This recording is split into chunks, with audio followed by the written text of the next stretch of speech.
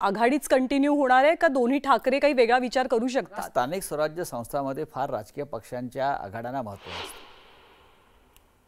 विधानसभा लोकसभा अशा आघाड्या होत असतात.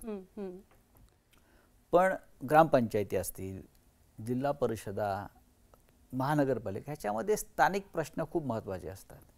या सगळ्या लढाईमध्ये महत्त्व कुठे आहे तर मुंबईच्या लढाईला महत्त्व आहे. मुंबई ही महाराष्ट्राची राजधानी आहे आणि मुंबईवरती हा झगडा मराठी विरुद्ध अन्य हा कायम राहिल्यामुळे मुंबई मराठी माणसाच्याच हातात राहणं यासाठी हा झगडा आहे.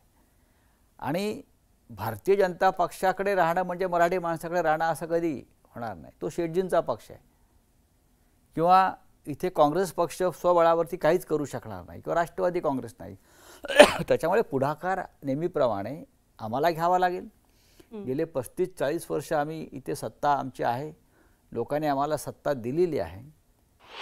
आम्ही एकाकी जरी लढलो तरीसुद्धा आम्हाला खात्री आहे आम्ही जे काम केलं आहे मुंबईसाठी आम्हाला यश मिळेल. पण राज ठाकरे बरोबर आल्यामुळे हे यश पक्का होईल. ही ऑफर आहे एक प्रकारे का हे पुढचं नियोजन आहे? मला वाटते पुढचं नियोजन आहे ना. आम्ही या विचारात आहोत की ठाकरे एकत्र असणं मुंबईच्या दृष्टीनं, ठाण्याच्या दृष्टीनं, नाशिकच्या दृष्टीनं वगैरे असे अनेक शहर आहेत जिथे त्यांचे नगरसेवक नसले तरी त्यांचा एक मतांचा विशिष्ट टक्का आहे. एकत्र आल्यामुळे तो टक्काही वाढेल, आमचाही टक्का वाढेल. म्हटलं नाही की मराठी माणूस जो मतदान करत नाही अनेक गेल्या काही काळात मराठी म्हणून तो मराठी म्हणून मतदान करेल.